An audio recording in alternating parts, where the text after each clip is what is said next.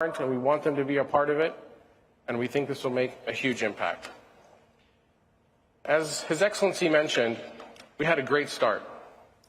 And this map shows you the breadth that we've reached. We've hit every continent, 30-plus countries, over 40% of global oil production, and over 50 companies. This is not where we want to end. This is just the beginning. So we hope this COP will kickstart a new wave of engagement, of collaboration, and ultimately results. I appreciate your time. We thank you for all your support. I'd like to invite my colleague, Dr. Abdullah Malik, to come and start the first session.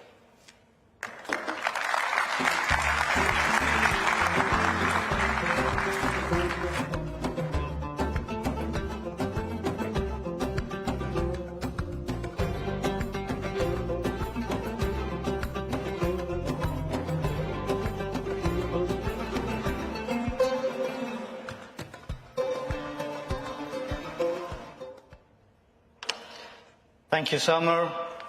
Good morning, Your Excellencies. Good morning, distinguished guests, ladies and gentlemen. Cutting methane emissions is essential for meeting our climate goals.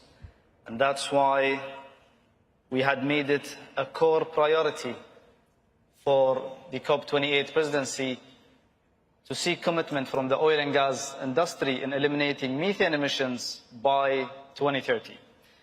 And as Samir has mentioned, methane is 80 times more potent in trapping heat than CO2. And yet, it's responsible for 30% of the rise in global temperature since the Industrial Revolution.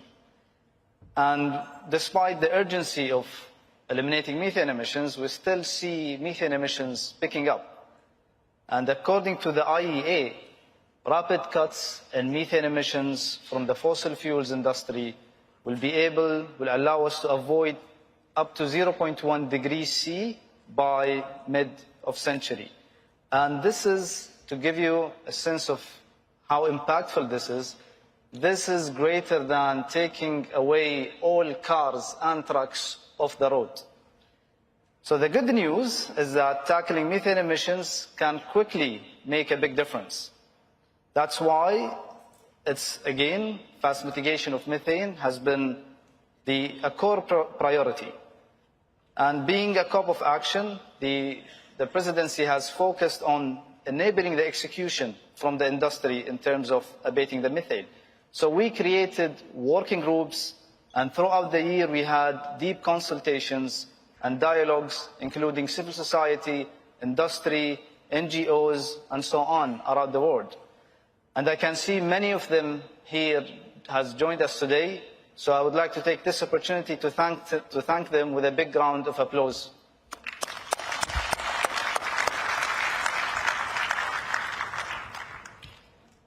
Thank you so much for your insightful support, and we look forward to continue this engagement after COP as well. So we recognize through these consultations there are two key challenges: finance and technical capacity. And over the next few years, according to the IEA, there will be over $75 billion would be required to achieve the needed reduction in methane emissions in the net zero energy scenario. And project impact is contingent on successful adoption and implementation of the right abatement technologies. So, and today, if we look at where these emissions from methane are coming from, they come from 60% come from low or mid-income countries. And that's where the financial solutions become vital. So today we are joined by a few of the leaders from the organizations that have been supporting us through the past year. And collectively, the panel that we are going to have aims to unlock a suite of financial and technical solutions to accelerate the execution at scale. Without any further ado, let me call upon the stage our esteemed panelists, starting with Fred Kropp, the President of Environmental Defense Fund.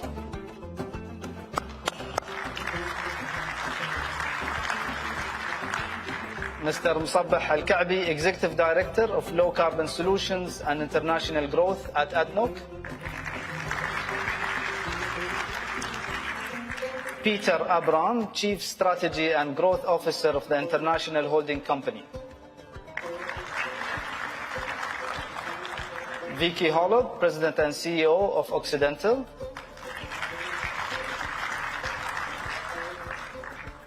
Dr. Sorry, Fred. Can you please join us here? Thank you. And Dr. Dimitrios Papathanasiou, Global Director, Energy and Extractives at Global Practice from the World Bank.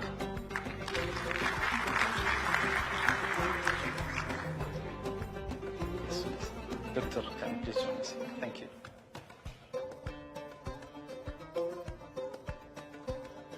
And Julia Ferini from the INEO at UNEP.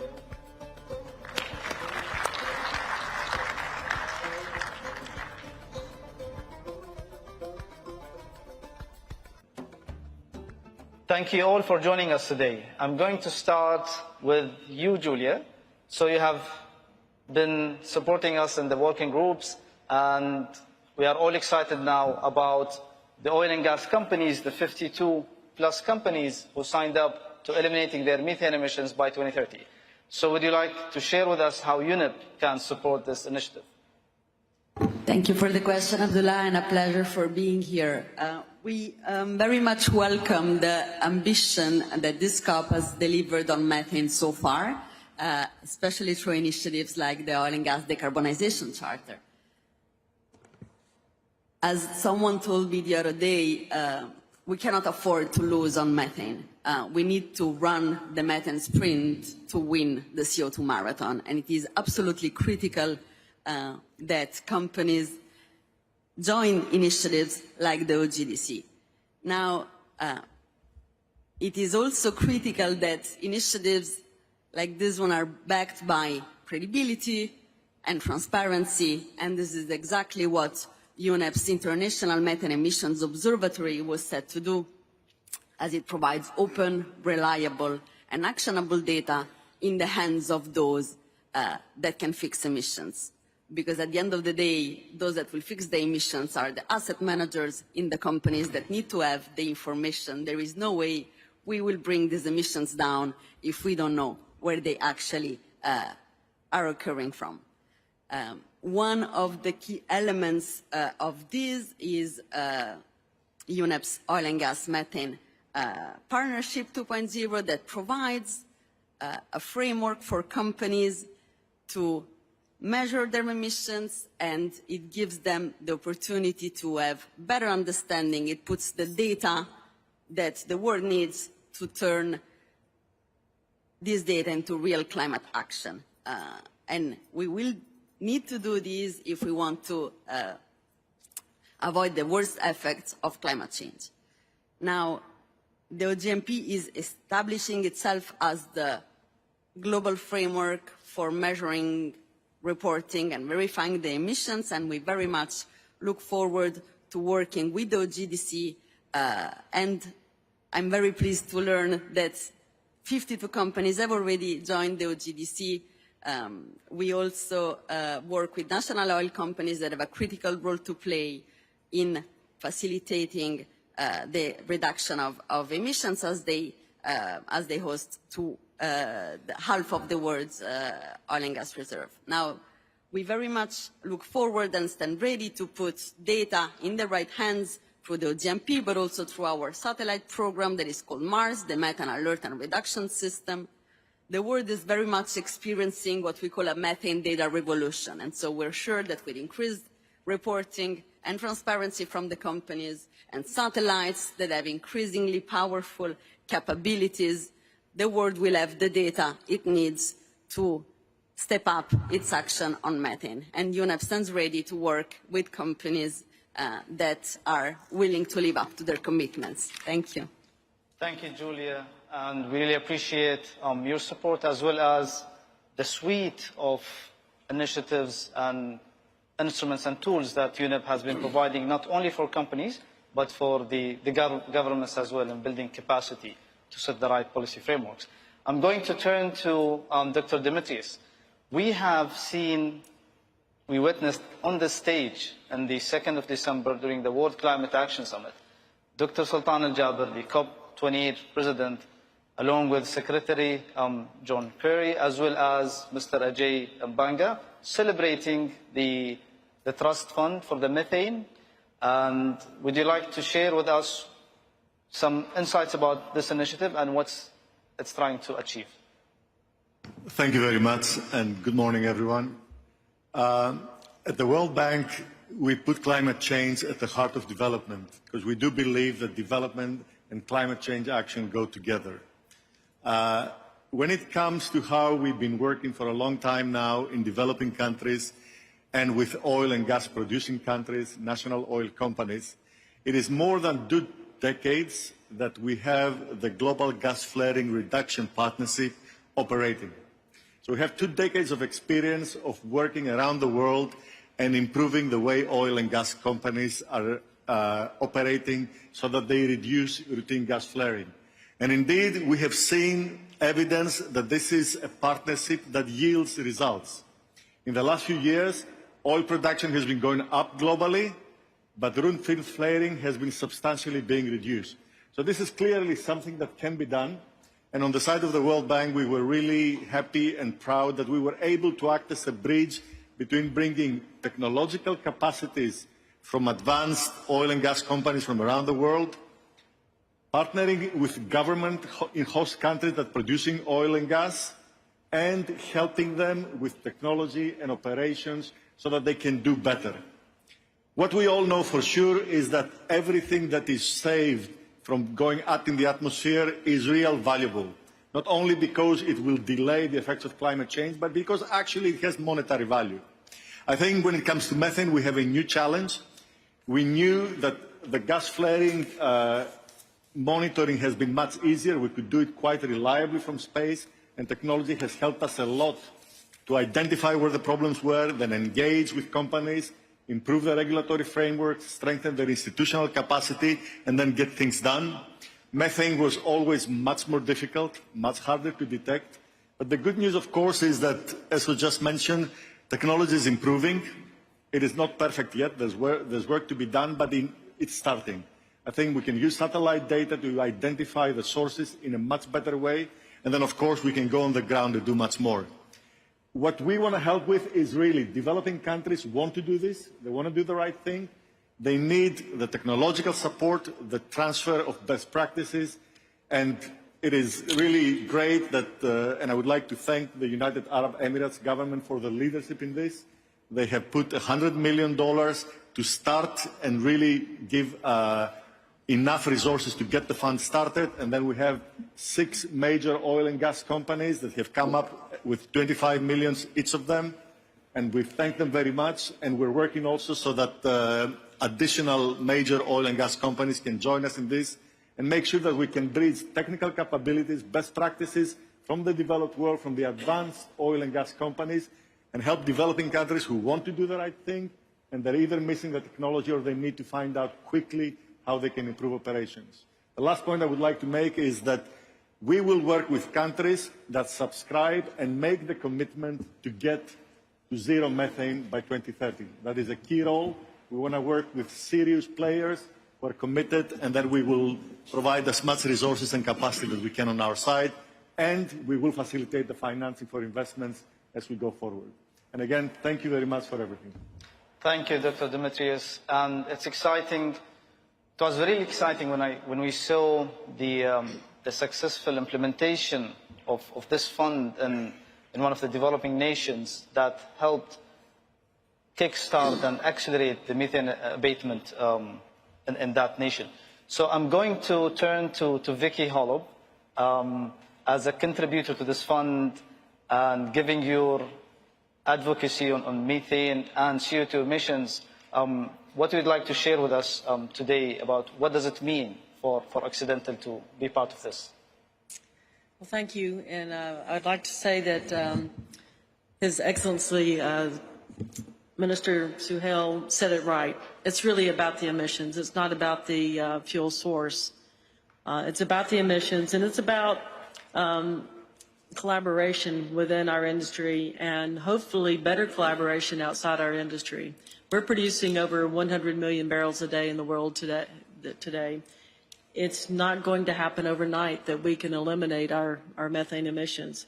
It's going to take a lot of effort, and the effort is only going to be accomplished and deliver the results that we need if we're more collaborative and if we can be parts of organizations that are driving to make this happen. So I'd like to just give you a few of the things that we're a part of that we believe is making a difference. First of all, we joined the environmental partnership that was established by the American Petroleum Institute in the United States. That's a group that's helping to share best practices among the larger and smaller companies in the U.S. to help all of us get better with respect to our day-to-day operations. The second thing we joined was the Oil and Gas Climate Initiative, which is now a group of 12 companies that are committed to making the world a better place by, first of all, methane emission reductions and also getting more CO2 captured and out of the atmosphere. Bob Dudley, who chairs the OGCI, is here today. And what we did in the OGCI was really unique to me in that we challenged each other, and we challenged each other quite frequently to get better at what we do. But one of the biggest challenges was all of us making the commitment that we will strive to achieve zero methane emissions by 2030. And to set that goal, considering the fact that we have facilities all around the world that have, some of which are 50 and 60 years old technologies that have to be replaced and rebuilt and or revised. So what that initiative did for Occidental is when we rolled it out, it was similar to rolling out our HES initiatives, where every year our commitment is to have zero fatalities and to try to approach zero injuries. And in the kind of industry that we work in, where there's high pressure, there's a lot of risk that our workers face every day, and to make the commitment that we're going to have no injuries is a significant commitment. And sometimes that doesn't happen the way we want it to happen. But to make a commitment to have zero methane emissions by 2030 is a dramatic and very impactful commitment. What had happened when we rolled it out in our organization is people started coming up with incredibly new and innovative ideas around how to do it. And had we not had the discussion in OGCI, and had we not had these 12 companies figure out that while it might seem impossible, we want to go down this path and we want to make this happen. And so within our organization, it has changed our paradigm in the way we think about whether we can do this or not. So we're moving toward making sure that we do all that we can to make that happen. Now, one is we did sign up for the World Bank's Zero Routine Flaring initiative as well.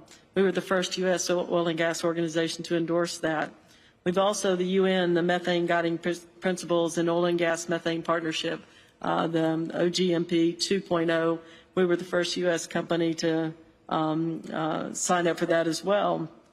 So we signed up for the Aiming for Zero Methane Emissions initiative in addition to that.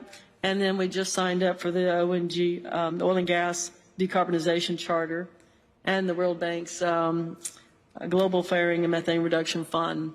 And so we've signed up for a lot of things. We're a part of a lot of organizations, and we're trying to contribute to those and that will hopefully make us all stronger. And then part of that is just putting peer pressure on those who are not a part of these initiatives already to help them understand what drove us to do it and what can drive them to do it as well. And so those are a lot of words, but how do those words translate into reality and to making a difference in the world? And what we've done is we've focused on three things. One, you can't eliminate methane emissions unless you know what they are and where they are and why they're happening. So leak detection and repair is critically important. We have put together an emissions technology team that focuses on taking the data that our leak detection team finds and the data that the drones and the fixed-wing aircraft find and the satellites find, taking that and getting it back to the source and then trying to figure out how do we deal with that source. And when we're dealing with it, there are kind of two different things that we deal with. First of all, the processes that we have today, how those processes work, and how we can modify those. And then the other thing is changing out equipment and changing our facilities designs. So around the processes, we found that one way to eliminate that's a non-routine flaring is to have a closed loop system in some of our operations where when a field goes down, instead of going to flare, it goes into a closed loop where we can actually send that gas to storage or send it to a bypass.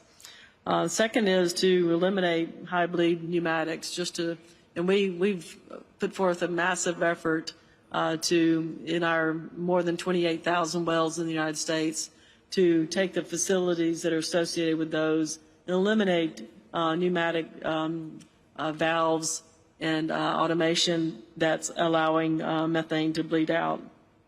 Also in our chemical process, we're taking hydrogen that comes as a part of the process of making our chemicals and using that hydrogen to generate electricity, thereby not having the methane gas go through there and have potential leaks from that mass. So it's a reduction in the use of gas, also a reduction in the use of fugitive emissions from that gas. Then with respect to facility and equipment designs, we've now moved toward making sure that any tanks that we do have in existence today have vapor recovery and or a way to take anything coming off, any methane coming off those tanks to a different source. We're changing our compression to electrification. And that's another thing that's going to make a challenge for our entire industry is a lot of our industry is trying to electrify gas-driven compressors, but the supply chain for that is becoming a challenge. So some of what we're doing will be held up a bit by supply chain, but we're trying to work around that. In addition to electrifying compression, we're electrifying our drilling rigs, and we're electrifying one of our well service rigs just recently got electrified, and we're going to expand that out too. And when we talk about putting more on the grid, electrifying things and putting them on the grid in the United States and other places around the world, that then creates another issue around how do we strengthen the grid so that it can handle this massive amount of change to electrification. And I'll just put in a plug for our net power power generation process. So a new technology which takes hydrocarbon gases and combust it with oxygen instead of air, creating an emission-free source of electricity. And that's going to be needed, and that can be used to strengthen grids around the world where you're trying to electrify to reduce gas emissions, and then to do it with electricity that's driven by an emission-free source. I know I need to finish here, so I'll just finish to say with all of this and all that we're doing as a part of the process, we have reduced our emissions by our methane emissions by 58% since 2019. And our CO2 emissions by 18% since 2019. So it is making a difference. On a go-forward basis, though, the reality is our industry has to dramatically change our facilities design. We have to get away from having leak points as a part of our designs, and we have to have closed-loop systems throughout all that we're doing with the installations that we're putting together today. Thank you, Vicky. And it's great to hear about the progress made at Occidental, as well as how this private sector World Bank collaboration will help at a global scale, accelerating the abatement of methane emissions. I'm going to quickly turn into Greg Chernow, the Managing Director and Portfolio Manager from PIMCO, to share with us how do you see the financial sector could play a role in the execution phase of the methane abatement? Thank you. Thank you to the COP presidency for including me and my firm in this panel. I'm on. You know, we have a fairly large amount of capital that needs to get deployed. 75 billion is the estimate, 15 to 17 billion in emerging and frontier markets. We're going to need debt capital markets to help scale the commitments that have been made already and commitments to come down the road by 2030 to achieve the targeted methane emissions. The fortunate part is that much of the technology we have today can go a long way to reducing a lot of these emissions, and many of that could be had at little to no cost in some areas. And we believe that it is good to get the capital ready to start investing in these projects, to start moving in a timely way to addressing methane. Now, the other fortunate part is that investors, clients of ours and other ones in the industry, are looking for ways to decarbonize their portfolios, to build resiliency into their portfolios, but as well as to do investing that will help reduce global methane emissions as well as other carbon emissions. What we need in place is to bring together groups like this panel, various stakeholders ranging from regulators to corporates to civil society, technical engineers, bank syndicates, issuers, asset holders, and asset owners to find a way in which we can create credible, durable, scalable, fixed income solutions so that we can usher this capital forward. When we look at the frontier and emerging markets, a lot of those places have the greatest opportunity and the greatest risk that needs to be addressed, because many of those national oil companies are really important to the state for delivering social services. That's an obstacle that we need to spend time on so that we can get the capital there and to address the emissions, because in many of those markets, the methane intensity is very high relative to global standards. Now, we think that there's a lot of opportunity there, particularly given the fact that trapping that methane and converting it to energy, useful energy, could also address some of the previously discussed issues with not having affordable clean energy for a developing world. So we view this not as an either or, but a yes and more, where yes, we need to think about what it means to transition a lot of the corporates for the future, but more important today, or equally important today, is that we have to tackle in a timely way global methane emissions, and we think capital markets are going to be an incredibly important component of scaling that needs to happen. Thank you. Thank you, Greg. I'm going to quickly turn on, because I see that our time is running out, to Peter.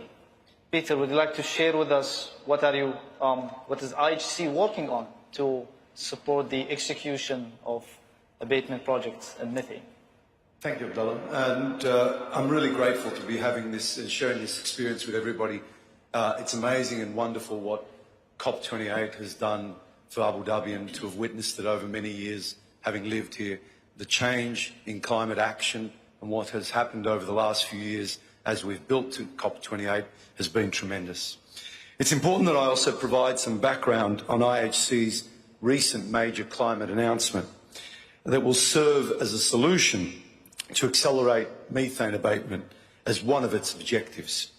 Last week, Sirius International Holding, a subsidiary of Abu Dhabi-based conglomerate and ADX-listed IHC, International Holding Company, made a climate announcement that was of significance. We launched the creation of a pioneering climate company focused on offering end-to-end industrial-scale solutions. Smart Sustainable Solutions, to be known as S3, will focus on 4 critical segments of the new climate economy: methane, carbon, circular economy, and water. S3 aims to address developing nations and foster global cooperation. The company has already begun to implement impactful projects. S3 will deploy capital and management resources on an unprecedented scale, becoming one of the largest companies dedicated to combating climate change. To give you an idea, in our current overall S3 portfolio, including our pipeline, we're negotiating up to $5 billion worth of investments in various projects, including a strategic collaboration agreements both with ADNOC and with SOCA across all our verticals. We're keen to deploy our capabilities and backing and look forward to working with governments, with national oil companies and with service companies. We're not a fund. We are an operating company And importantly, we're looking to finance, build, operate and transfer projects, and also to look at PPP models as well. We'll be creating consortiums that deliver end-to-end solutions. We are prepared and ready to lead party, to be matchmakers amongst these stakeholders, and ensuring that stakeholders have a say and that we can work very strongly with them, particularly in those growing countries. These initiatives and our models assume significant spending, and we are not limiting ourselves at all. These business verticals will play a vital role in advancing corporate agendas, focusing on achieving net zero emissions, fulfilling methane pledges, and implementing strategies for net water impact. Thank you. Thank you, Peter. I think we heard you mentioning ADNOC, and we are aware of ADNOC's methane management programs, but Msabbah, if you'd like to share with us what's ADNOC doing at a global scale to help abating methane emissions. Thank you, Abdullah, and truly a pleasure to be here among these esteemed panelists. At ADNOC, our strategy is very clear, is to decarbonize the energy system of today while investing in the energies of tomorrow. On our achievements, we're very proud to achieve one of the best performance among our peers, one of the lowest carbon-intensive producers, and we fully subscribe to the targets set by COP28 when it comes to the zero methane by 2030. We even raise our ambition to become a net zero by 2045. So when it comes to the international, having all this excellent, I would say, performance, we ask ourselves, can we also help and expand best practices, technologies elsewhere in the world? And I'm not going to also highlight what Vicky's mentioned on the operational side. It is well known. So the technology is available, and the methods that minimize methane are widely known to the industry. So we're glad to partner with Cyrus and try to help other businesses, other jurisdictions in minimizing the methane. We're also going to announce today a partnership with in the detection side with Yasat, a satellite company here in the UAE, GHG, a leading satellite company from Canada, to deploy in advanced monitoring techniques. We're also partnering with some technology providers like Siemens Energy and Standard Digital, with a very simple theme to turn methane from a liability to an opportunity. That consortium captured the methane power generation to feed data centers. So great concept. Last but not least, I would like to highlight that we launched the Decarbonization Challenge. Yesterday, we announced the winner, but one of the companies that made it to the top 10, by the way, 650 companies, startup companies, applied, and one of the top 10 companies were focusing primarily on methane mitigations.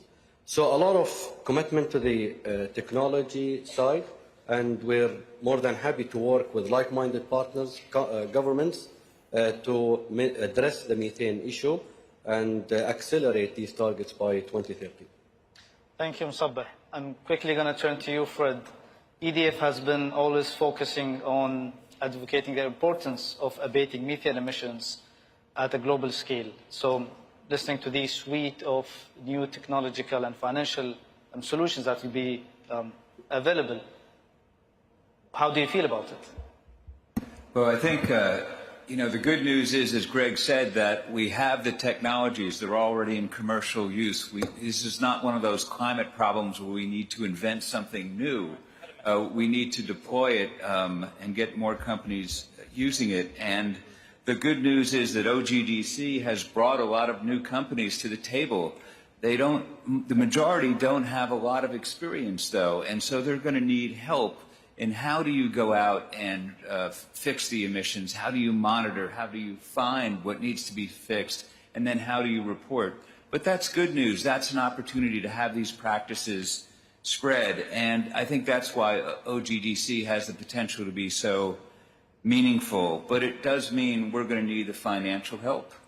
the companies will need the financial help in order to finance the improvements. And it does mean that they're going to need also technical assistance. And it's appropriate that that technical assistance comes from existing companies that already have the know-how, industry helping industry. And so I'm very pleased to announce that EDF has joined with the International Association of Oil and Gas Producers, IOGP, and the Oil and Gas Climate Initiative, OGCI, and the Methane Guiding Principles to develop a technical support network that will do this industry-to-industry help to develop, build off existing programs to deploy this expertise. And over the next few months, we'll be working out the details on governance, on servicing, on resourcing this effort. But our goal is to have all the details worked out and fully announced by the beginning of the second quarter. There's a third and last piece, too, and that's accountability so that the world can have confidence that this is going forward. And on accountability, I was pleased to be able to announce just a few days ago with our partners at the International Energy Agency, the IEA, and the International Methane Emissions Observatory, IMEO, that there's going to be a partnership that brings the science, the analytics, and the engagement to make sure that this gets done in a way that, we're all accountable for. And part of that will be using methane sat. This is a satellite that the Environmental Defense Fund will launch in the beginning of the new year that will be able to look at all major oil and gas facilities around the world, onshore at least, multiple times per week. IEA is going to bring its tremendous analytical capability to the table. IMEO, the phenomenal data that they're collecting from all the satellites and all the sources, and EDF will be using all that data and analytics to engage with investors, policymakers, industry, and civil society. So this is work that urgently needs to be done. And Dr. Abdullah, the way I feel about it is we are off to a great start. This is something the oil and gas industry can do that the world needs to have done. And I'm so pleased to be a partner with all of you to make it happen. Thank you so much, Fred. Thanks so much to our esteemed panelists. And moving on to the next panel, I'd like to thank you so much once again. And with 7 years to go to 2030, it's critical that we launch all of these initiatives, and it's an open invitation for additional initiatives from the globe to be able to accelerate methane abatement. With that, I would like to invite Bjorn Otto, the chairman of the executive committee at OGCI, for an announcement.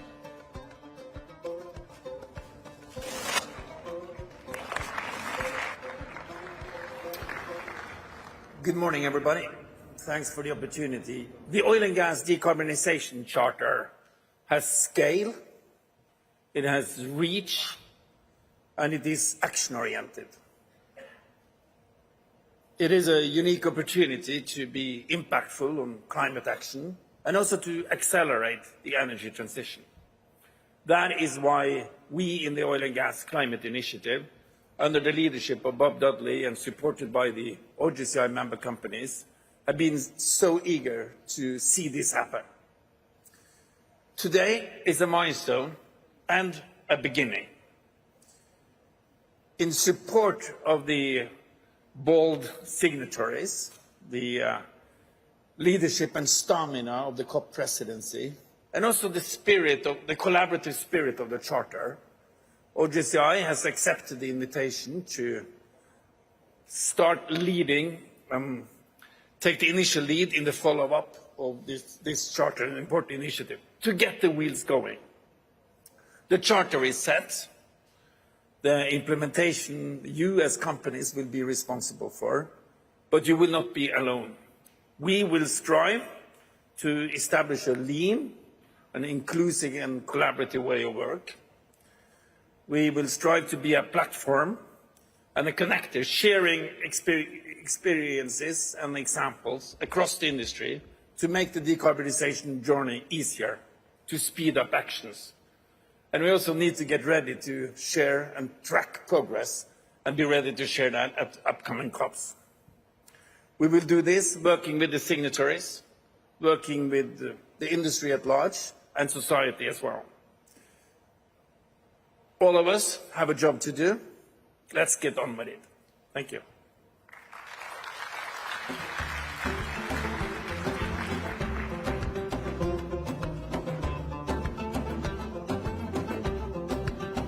Thank you, Bionoto. I'm going to quickly turn the stage back to our principal lead, Samer Al-Shihabi. Thanks.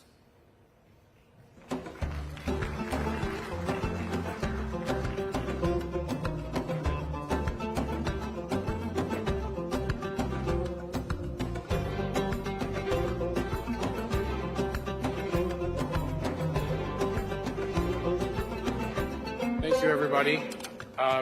Thank you, Yarnoto and OGCI, for the announcement. It's an important message to the world that this is going to continue past the COP and accelerate.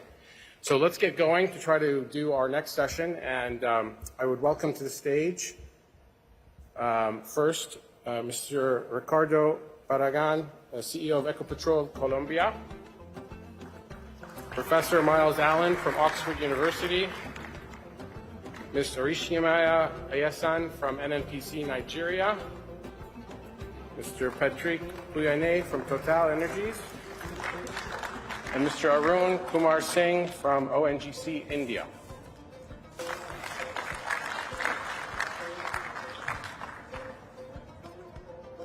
Our colleague, Mr. Farhat Ben Gadara from NOC Libya, hopefully will join us shortly.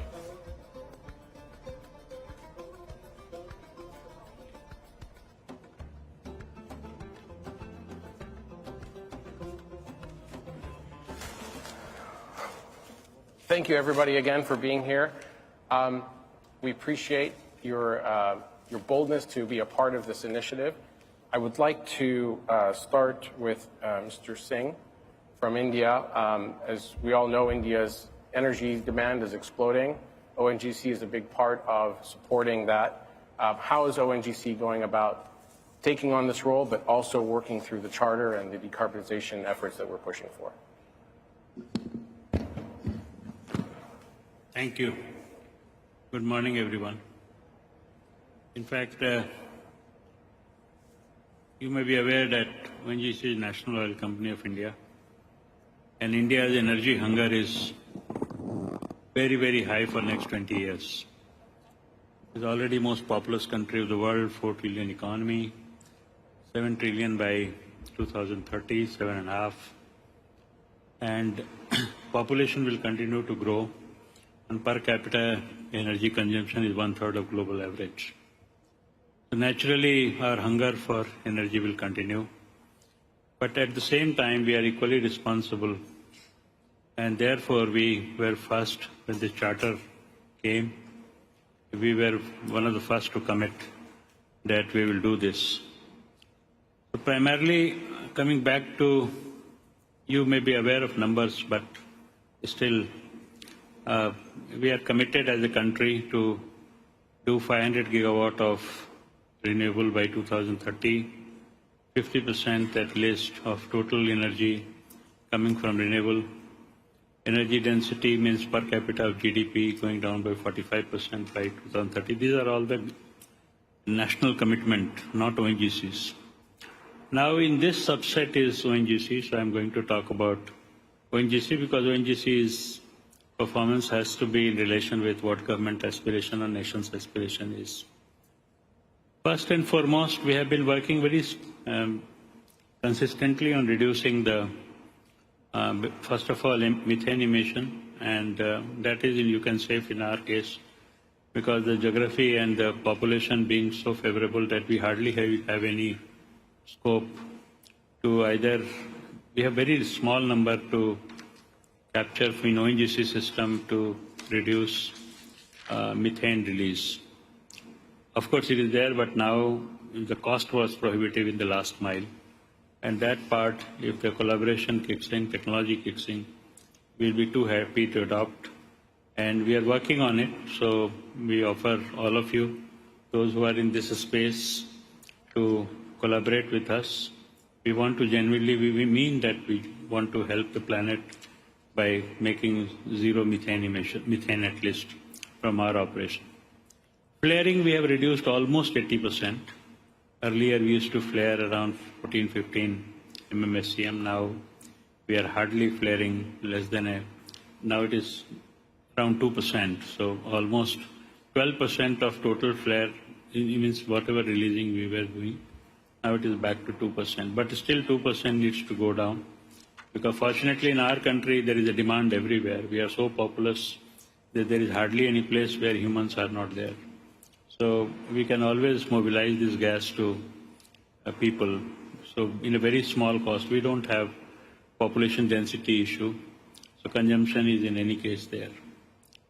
Then third thing comes from ONGC is our own consumption of gas. Because whatever methane we produce, we consume a lot for our production. They basically either, so basically meaning their power generation and pumping and all that, compression and all that. In fact, that need, in fact, we have aimed at that by 2028, we will have a substantive reduction in that by moving it to green electricity and release that gas for market. Because that gas, what we are consuming ourselves. Today, our total production gas, 20% of the gas we consume ourselves for internal purposes. A substantive portion of this we want to, we take it to green electricity because we, as you are aware, some of you may be aware, most of the production is very close to our shore. So naturally we move green electricity there and run electrification of all the drives. So these three are one part. Then second part ONGC is doing is in the process of setting up 10 gigawatt solar and wind put together.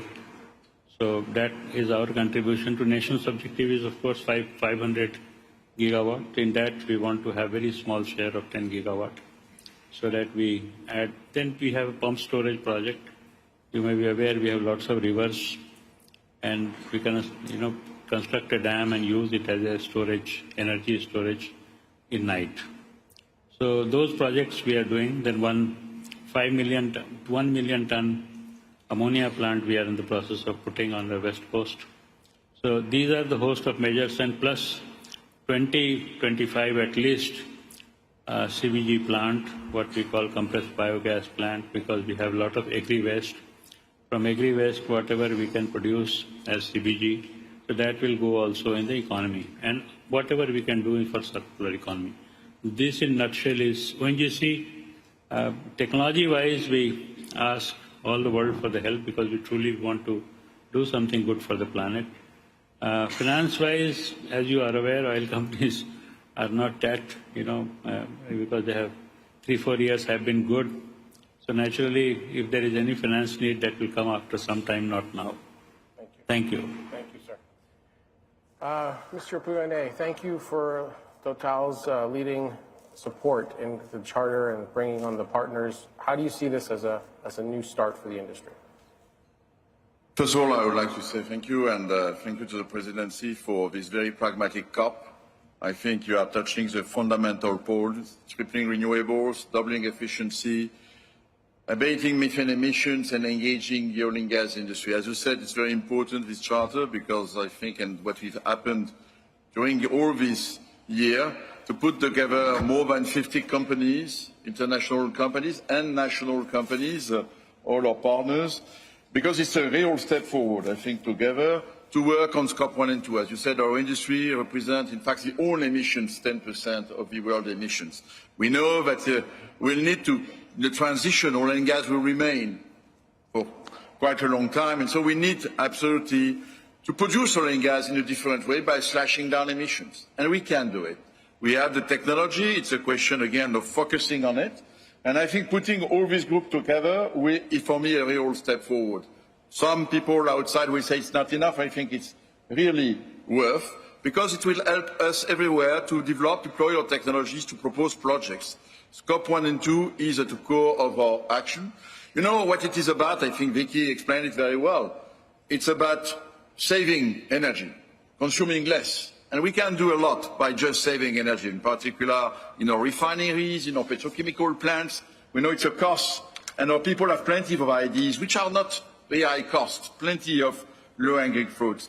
Then it's a matter of electrification. That is what very explained, electrifying our processes. There are plenty of technologies available. It's done here in Abu Dhabi, electrification of the offshore, in Norway, and other places. Of course, it has a cost, but it's part of a license to operate, I would say, for the future, and this is a duty for all of us. Stop methane, yes. I would like just to share with you that methane is really something that we have here. And I think this platform, offering the target to, I would say, aim for zero methane by 2030, is really the right point. We can do it. It's like in my company, I use it as aiming for zero fatalities, aiming for zero methane. You know, it's things which are there. It's a question of stop flaring, stop routine flaring. It's part, again, gas flared is a loss. We can monetize it. Stop venting. Even on all installation, North Sea, we are implementing that, and it's not very costly, in fact. And then it's a matter of fugitive emissions. And that it's also, and so measuring these emissions is key. We know our industry is relying about some factors of emissions. I think Total Energies, we have developed a technology with a drone that we have deployed in 2023 worldwide on all our assets to measure really what are the methane emissions. And we have some few surprises, some positive, some negative, but it helps us to intervene. The idea in our teams is to say, okay, we measure and we must behave when we have a leakage of methane emissions as we behave if we have a leakage of oil, you know, immediately acting. And when you know, you act. So I would encourage to share this technology. By the way, today we announced with some of our partners in the room, Sonangol in Angola, Petrobras in Brazil, and Socal in Azerbaijan, but we have decided to put our technology of measurements at their disposal for measuring all, not only our own assets, but all the assets of their country. So I'm happy to share that. I think it's part of the spirit of the OGDC, as it was explained, to bring the technologies that we have and to share it with all our national oil companies. This is an example. So if more national companies want to have access, it's open and it's for free, to be clear.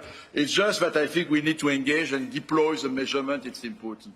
So that's a whole program. I think also, in our case, we have decided, as you know, to act by investing, for example, in Iraq, where there is a lot of flare, there is a lack of electricity, so investing in order to stop flaring there and to transform this flared gas in a resource for electricity is also things that oil and gas companies can act. So I welcome, and I can assure you that we are friends of VGCI, and Total Energies will continue to be committed with all our national companies partners in order to put into action this charter, and I think it's really a step forward. Thank you, sir. And you heard it here. It's free.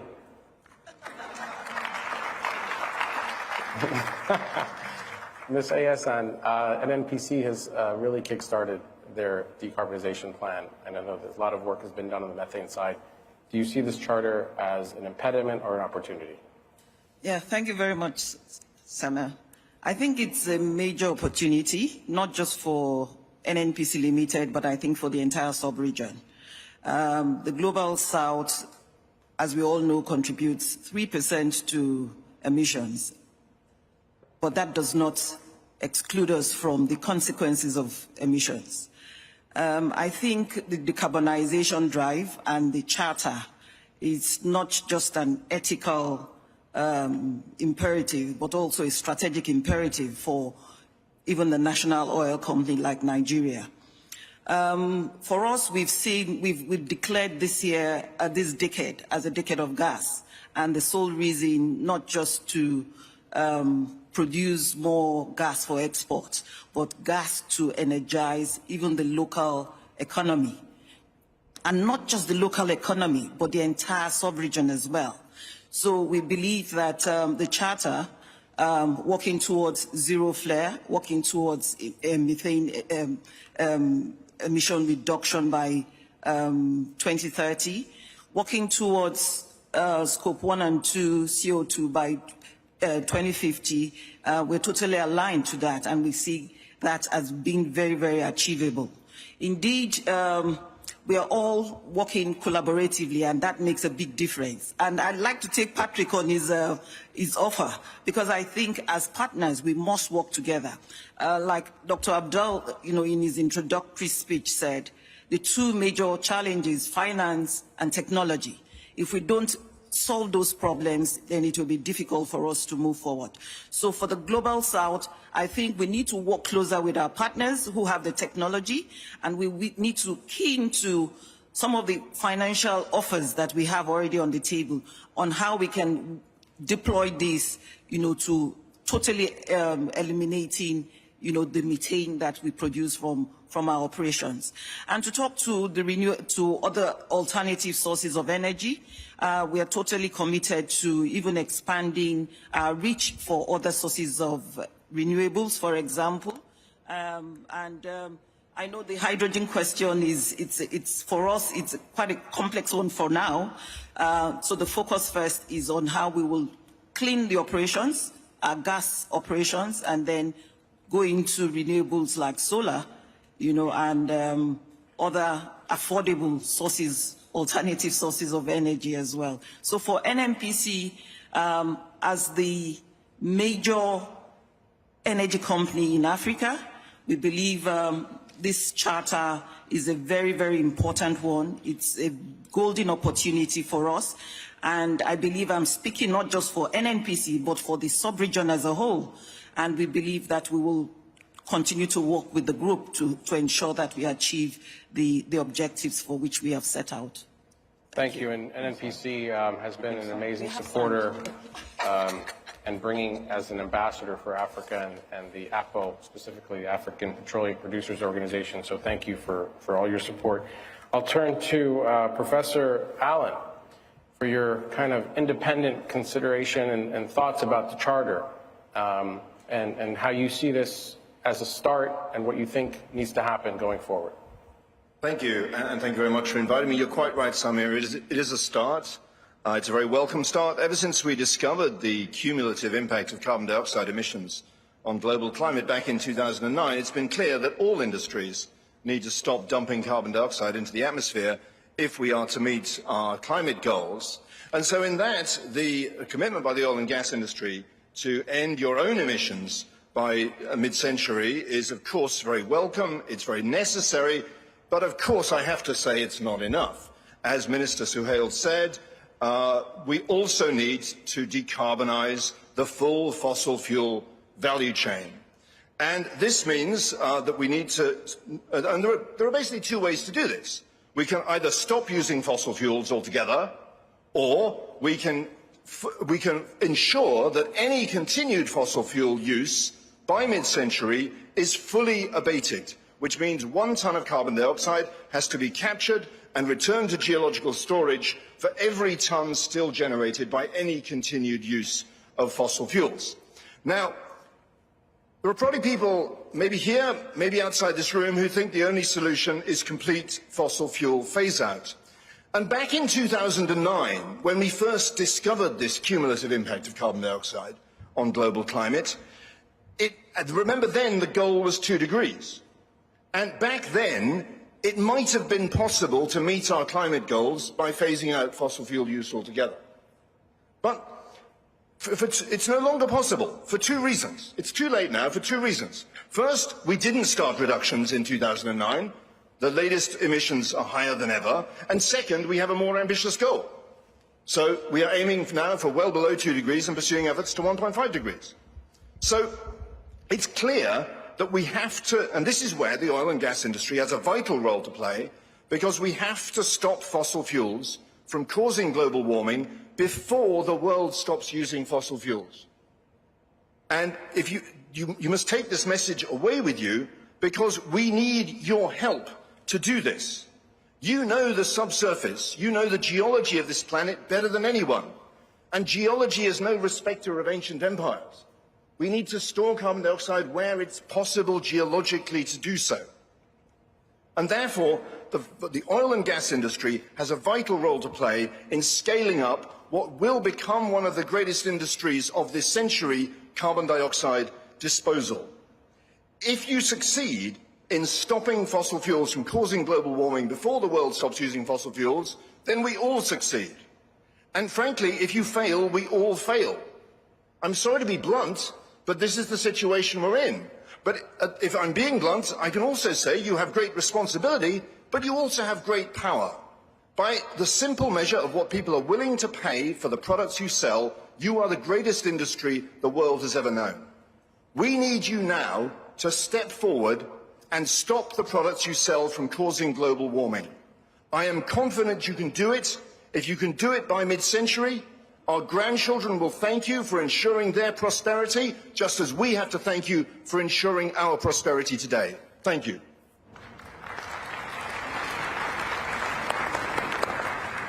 Thank you, Professor, and we appreciate the passion in which you're pushing the industry. If I may turn to Mr. Roa for your perspective from Colombia and the efforts that Ecopetrol is taking within their operations, because you have a lot of operations yourselves, not just in addition to your joint operations, on how you want to implement the Charter, and any support you think you will need to do so. Thank you, Samir. Thank you, everybody.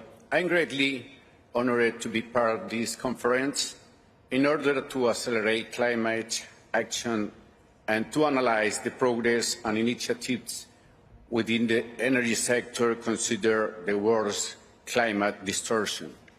It's very important that you know that in public companies like Ecopetrol Enterprise it's very important the Ecopetrol has the effort to gather the industry climate change forum to establish the direction for the decarbonization and oil and gas industry in the most cost-efficient, effective and strategic manner.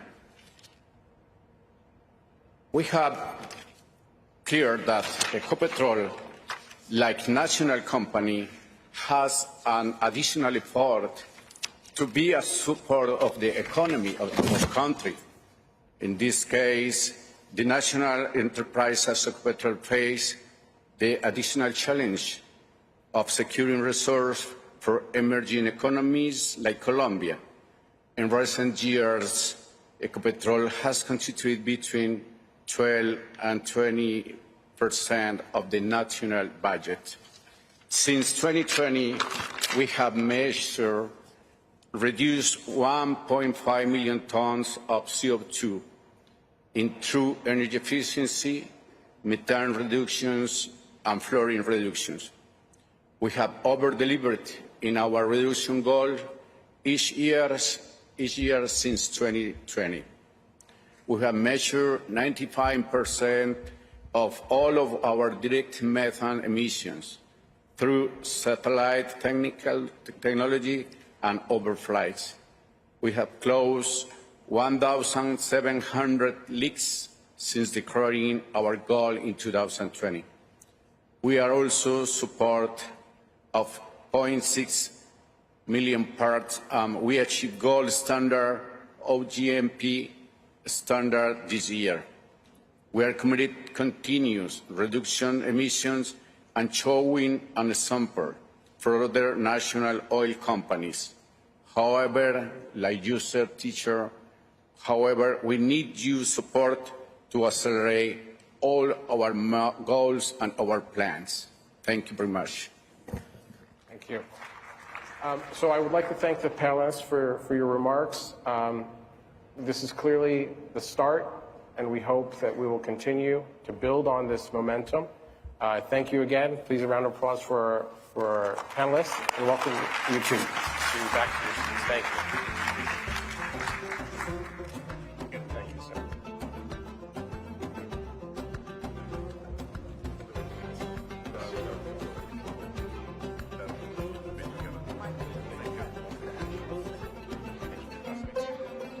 So to wrap up our session, I'm happy to welcome Mr. Jean-Paul Prats, President of Petrobras, to the stage for our closing keynote.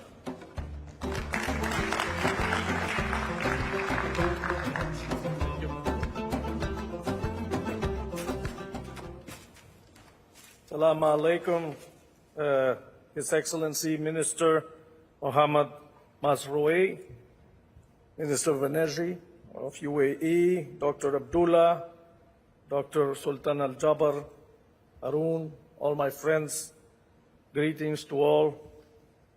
I come to this venue representing Petrobras, which is a global South Brazilian company that since the Paris Agreement in 2015 has already reduced its absolute operational emissions by 40% and methane by 62%. I come to this session just as we reached gold standard on the oil and gas methane partnership, OGMP. Julia was here. Thus, thank you. I would like to outline some of the challenges and opportunities we see ahead, both of which faced head-on throughout this COP28 by the state parties and civil society alike, and hope to see discussed until we meet in Brazil at Belém during COP30. We view OGDA as an avenue for credible and stable progress without turnarounds and respectful of the complex social economic disparities of the world. According to IEA, their reports on the oil and gas industry net zero transitions, less than 50% of our current oil and gas production comes from companies that have targets to lower their operational emissions. The first order task of the oil or for the oil industry is to lower substantially these emissions. The report also states that, quotes, far broader coalition with much more ambitious targets is needed. Indeed, we need more companies, domestic and international, private or national oil companies, majors or independents. All of us have a duty to perform, to achieve those goals, to reach the milestones required to tackle the climate emergency, conscious of the reality that the security of energy is both essential for life and burdening to the planet.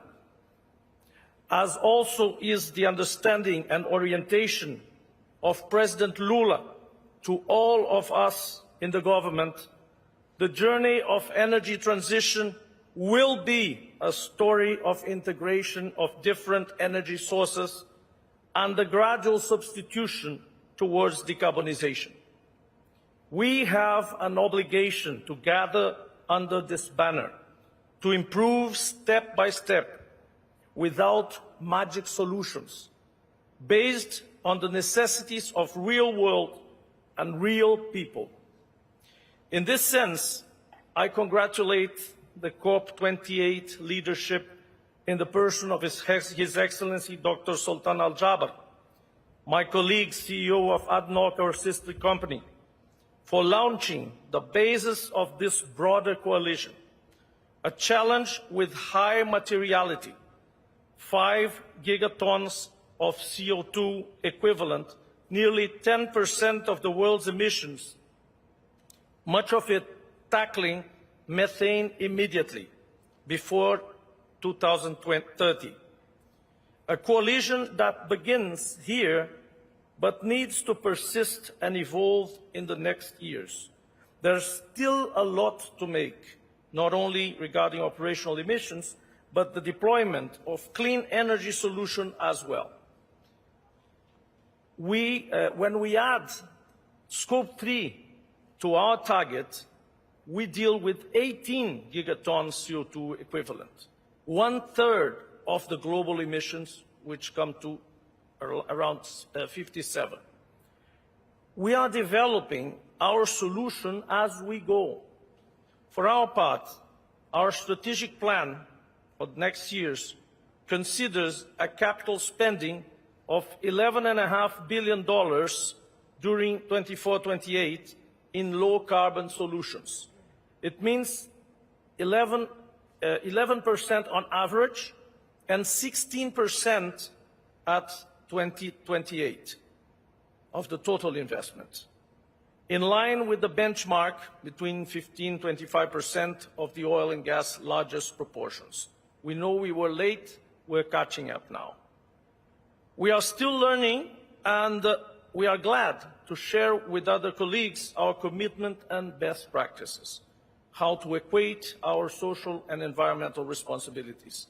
Behind this compact, we gather 50 companies to start, each of them with their stories and challenges to share.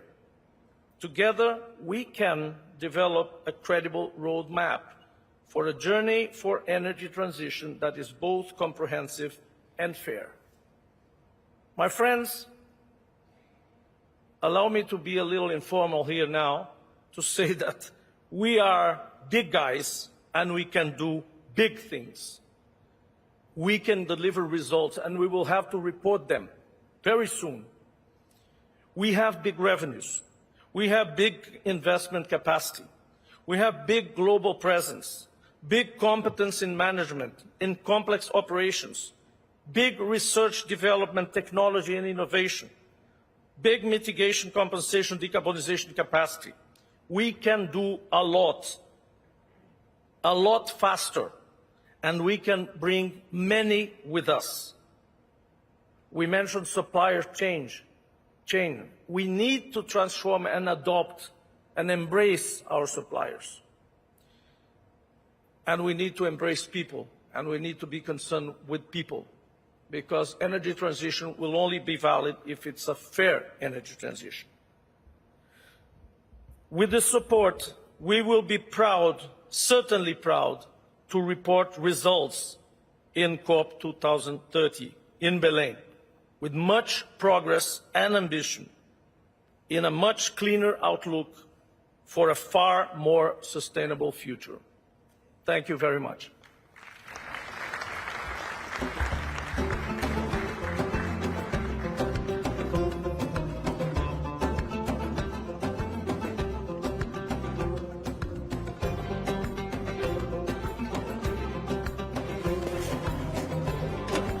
Before we wrap up, I wanted to do one thing, and to take a look at this map for a second. You can see where the concentrations are. You can see where the gaps are. You can see the difference between the IOC blue and the NOC orange. And you see we still have a lot to do. And so our call for all the members of the Oil and Gas Charter is to let's make this map filled up. Let's fill it up. Let's make sure that the entire industry gets to where we need it to get to. Because you can see the opportunity is great, and we can see where the gaps are. And we know there's a lot to be done. And as Jean-Paul mentioned, this is the industry that can do it. So thank you again for all your support. Thank you for starting this with us, and we look forward to continuing the journey in the years ahead. And please enjoy the rest of Energy Day. We've got a lot of programs today for you. Thank you.